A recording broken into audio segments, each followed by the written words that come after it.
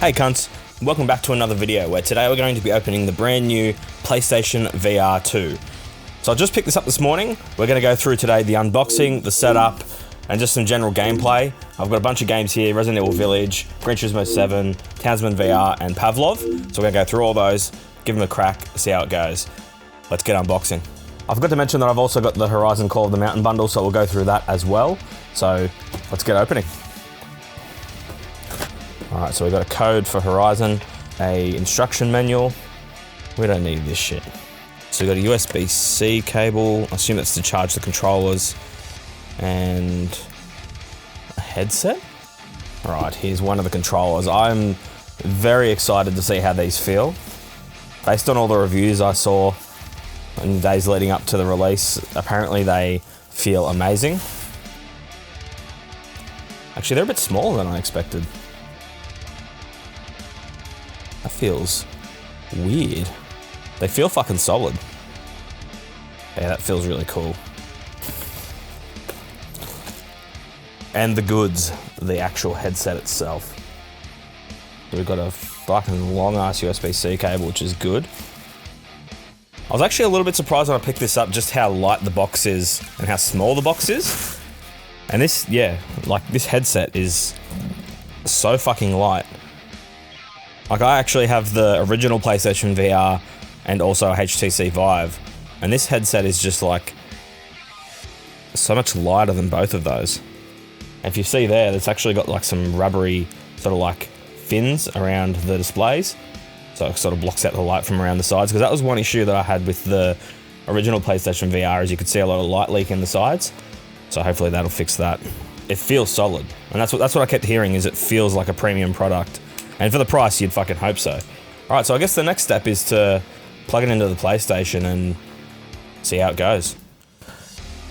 Alright, so I've plugged it in and nothing yet, but according to the instruction manual, there's a power button here on the bottom. There's also a power indicator here, which you can see is red at the moment, which means obviously it's not on. So if we press that, see what happens. A little bit of vibration. That's another thing I'm really excited to see, is how the vibration function in the actual headset itself goes, because that's going to be fucking insane. Here we go. Set up your PlayStation VR 2. Get started. Connect the stereo headphones. So that's this little bundle here. Right, so if we bung this in here, pair your PSVR 2 sense controllers with the PS5 one by one. One I prepared earlier. So there's the USB slots are just here on the bottom of the hand grip. Bung that in and press the PlayStation button. When you're ready, press the function button on the VR headset. So there's another button here right next to the power. Don't know if you can see that. So we press that. Check the brightness of your room using the VR camera on your headset. Hold the VR headset at face level.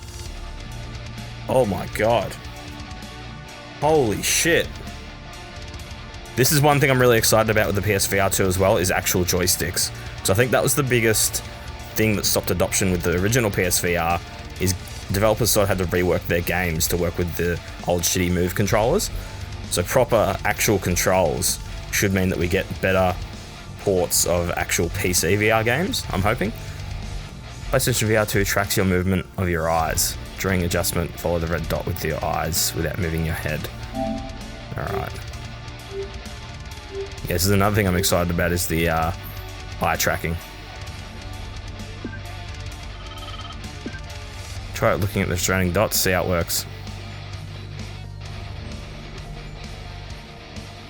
That's fucking amazing. So that's essentially all there is to the unboxing and the setup. So now what we're going to do is move on to some gameplay. So first up we have Horizon Call of the Mountain.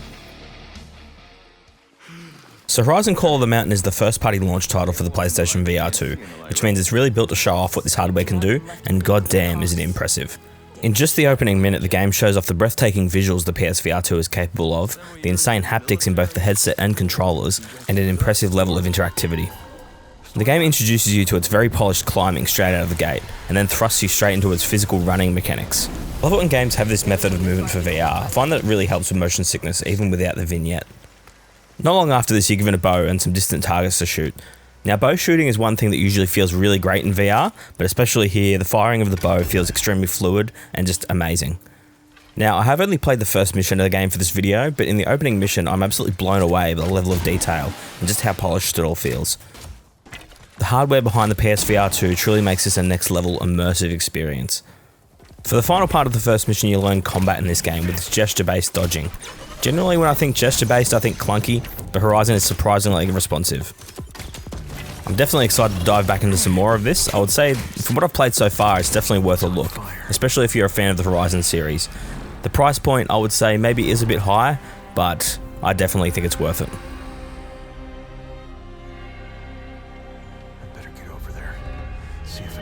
Next up, we have Gran Turismo 7, which I bought just for the PSVR 2 release. I generally dislike racing games, but in VR, I fucking love them. I don't have a racing wheel, so I was stuck using the DualSense controller for this, but this game might be just the push I need to get a wheel. So I did about 4 races in VR for this video, and I don't think I've ever been hooked on a racing game like this. Drive Club on the original PSVR was good, but fuck me, the visuals on display here are just something else. The fact that I was effectively able to use my rear vision and side vision mirrors and able to clearly see what's in them is amazing, and just looking around to see blind spots and stuff, it's something else. I had literally no interest in playing Gran Turismo 7 before this, but I might have to dive in for some more now.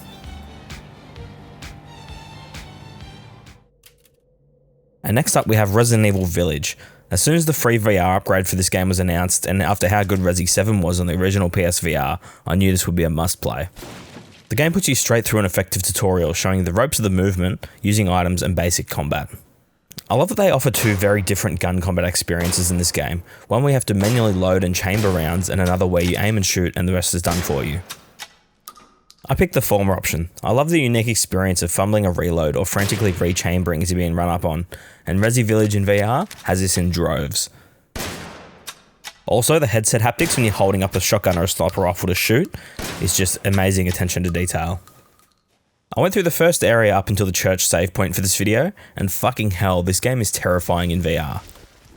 The opening sequence walking through the pitch black woods is so eerie, and even though I know exactly how the opening to this game plays out, it was still terrifying. Your first encounter with a Lycan was also pretty full on, especially since the area you first fight in is so claustrophobic. Then there's obviously the big attack sequence that's like on a timer, and I don't think I've ever audibly said oh fuck so many times in a game. Running around with Lycans in hot pursuit, frantically reloading and popping shots off when you can, is truly just something else and unlike anything you'll ever experience outside of VR. Well, hopefully. Resident Evil Village on its own is a must play and was actually my game of the year of 2021, but with VR support now, it's obviously a fucking no-brainer.